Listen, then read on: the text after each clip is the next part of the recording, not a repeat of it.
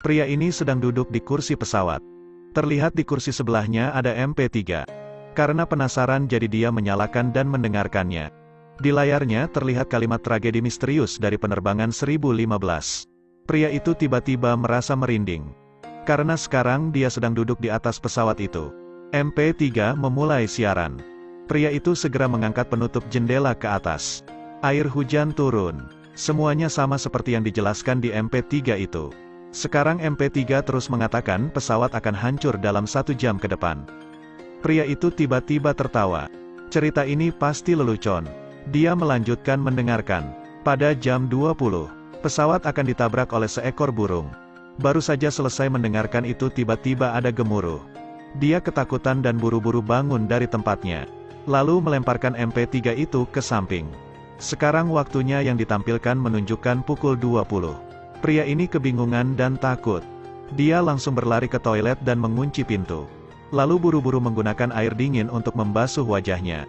Dia mencoba menenangkan diri. Setelah tenang, dia berbalik dan duduk kembali. Lalu pramugari datang. Dia mencoba menanyakan tentang kebisingan yang terjadi. Pritanya apakah tadi ada burung yang menabrak pesawat.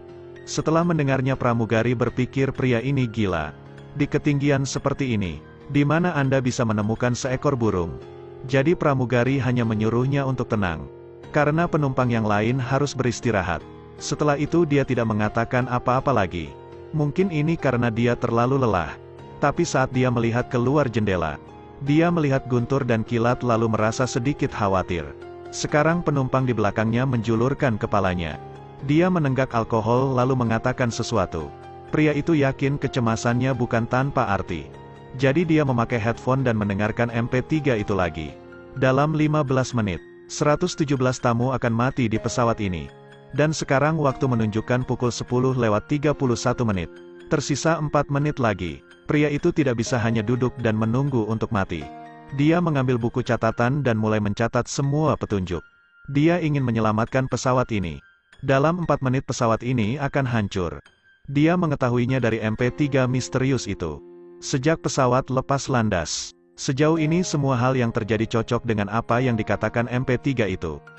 10 menit yang lalu ada burung yang menabrak pesawat.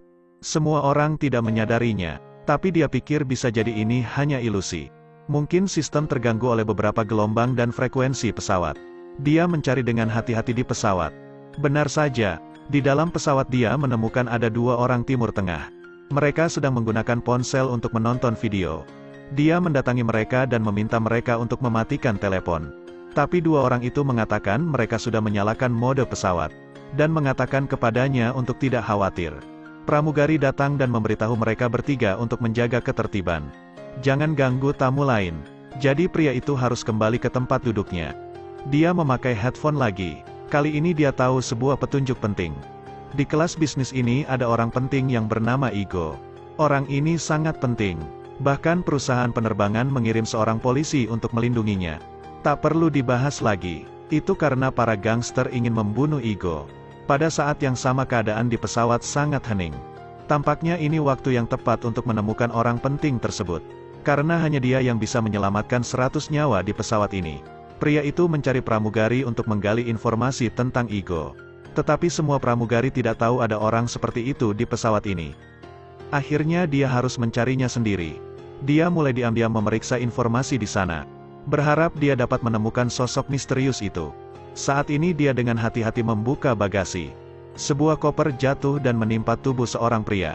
Pria itu marah dan berpikir dia adalah seorang pencuri. Berikutnya para kru mendengar keributan.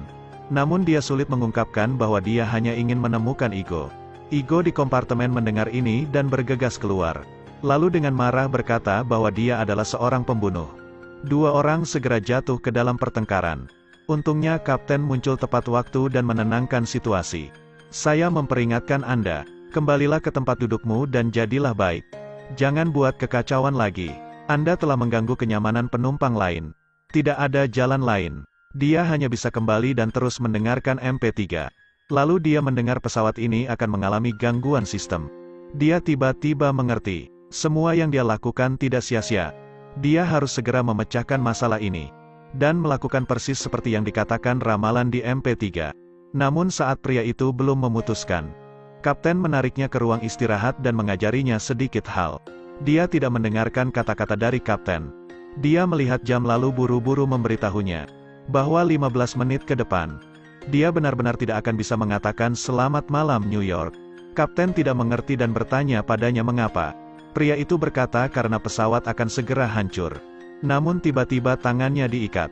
Kapten berkata ini demi keselamatan penerbangan. Menghadapi situasi seperti ini, pria itu bingung. Dia hanya ingin menyelamatkan semua orang di pesawat. Pria dengan tangan terikat tak berdaya menatap detik yang terus berlalu. Dia tahu penerbangan yang dia jalani akan benar-benar hancur dalam 5 menit. Tapi tepat saat dia merasa putus asa, pria yang duduk di kursi belakang datang dan duduk di sampingnya. Dia bilang dia percaya pada kata-katanya. Melihat pria itu, dia tiba-tiba teringat bahwa pria di sebelahnya ini pernah menjadi pilot. Karena itu muncul sebuah pemikiran yang berani. Terbakar di kepala Anda, dia langsung mengatakan padanya untuk berurusan dengan orang-orang di kokpit. Lalu buat pesawat mendarat dengan selamat. Tapi untuk masuk ke kokpit dia memerlukan kata sandi. Pria itu menatap MP3-nya. Lalu tiba-tiba mengetahui kata sandinya. 1105. Jadi dia pergi ke pintu kokpit dan memasukkan kata sandi. Dia masuk ke dalam dan tutup pintunya. Triknya telah dipecahkan. Dia berhasil mengambil alih pesawat. Kemudian dia mengurangi tekanan oksigen untuk semua penumpang. Di kompartemen pesawat banyak penumpang yang kesulitan bernapas. Dia merasa ada sesuatu yang salah. Mengapa dia harus membuat para penumpang tertidur? Sekarang di layar pesawat muncul sebuah wajah yang mengerikan. Setelah mengatakan itu, Paul menutup sistem kemudi. Kemudian pesawat itu menghilang dalam kilatan petir. Ketika pria itu bangun, dia sudah tergeletak di pantai. Ini sudah pagi. Dia melihat ke sekitar dan menemukan bahwa ini adalah sebuah pulau. MP3-nya tergeletak tidak jauh darinya. Pria itu bergegas mendekat dan memasang headphone.